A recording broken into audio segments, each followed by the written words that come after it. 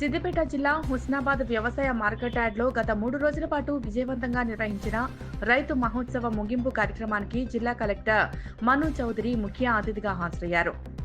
రైతు మహోత్సవ కార్యక్రమం గత 3 రోజులుగా హుస్నాబాద్ పట్టణంలో విజయవంతం చేసిన ప్రతి ఒక్కరికి అభినందనలు తెలియజేశారు.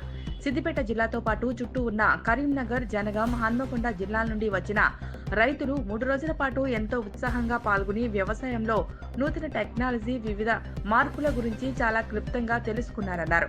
మహారాష్ట్ర రైతాంగం అరటి సాగుకు 1980-85 ప్రాంతంలో డ్రిప్ ను ఉపయోగించేవారని, 1 ఎకరానికి 1500 మొక్కల అరటి నాటడం, నీళ్లు ఎక్కువగా అందించడం వల్ల ఒకే సైజులో అరటి మొక్క ఎదుగుతాయనే విషయాన్ని పూర్తి అవగాహన చేసుకుని మేలు రకమైన పంటను పండించారన్నారు.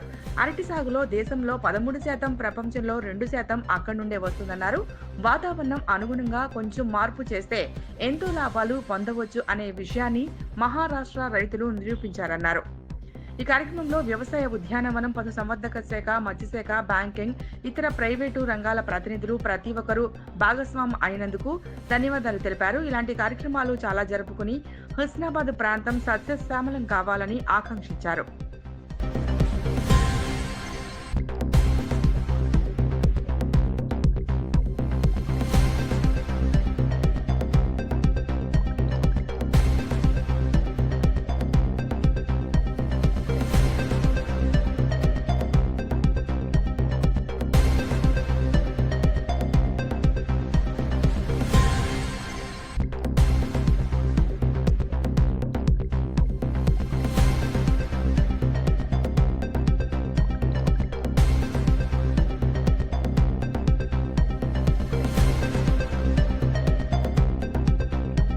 కూడా ఇక్కడికి వచ్చి అవగాహన కల్పించుకుంటారు, వారిని కూడా చైతన్యపరిచినట్టు ఉంటుంది అన్న ఉద్దేశంతో ఈ రైతు మహోత్సవం అనేది హుస్నాబాద్ ప్రాంతంలో మనం ఏర్పాటు చేసుకోవడం జరిగింది.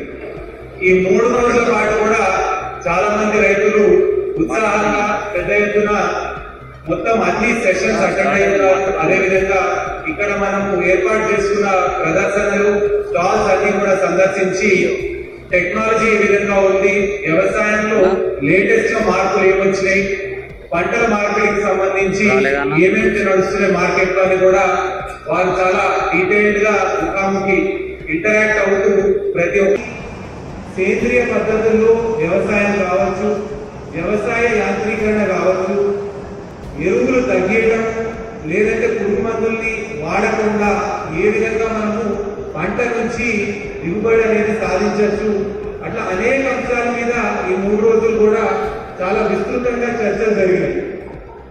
అదేవిధంగా లైవ్ గా కూడా ప్రదర్శనలు ఏర్పాటు చేసినప్పుడు కొన్ని శాంపుల్స్ పెట్టున్నాము. కొన్ని పాడి పశువులు ఏవైతే ఉన్నాయో వేరే రాష్ట్రాల బ్రీడ్స్ కూడా మనం ఇక్కడ ఏర్పాటు చేసుకున్నాము. రైతులు వచ్చి ఈ బ్రీడ్ నుంచి మనకి ఎంత ఉత్పత్తి వస్తుంది అని కూడా ఉత్సాహంగా మాట్లాడి కూడా తెలుసుకున్నారు. ఇందులో భాగస్వాములైన ప్రతి ఒక్కరికి, అధికారులందరికీ కూడా ఆర్గనైజ్ చేసినందుకు వారికి కూడా అభినందనలు తెలుపుతూ ఇట్లాంటి కిసాన్ మేళాలు, రైతు మహోత్సవాలు మరెన్నో మనం జరుపుకోవాలి, ఇంకా ముందుకు వెళ్ళాలి, ఈ ప్రాంతం మొత్తం కూడా అభివృద్ధి చెందాలి అని కోరుకుంటూ మరొకసారి అందరికీ కూడా ధన్యవాదాలు తెలియజేస్తూ ముగిస్తున్నాను.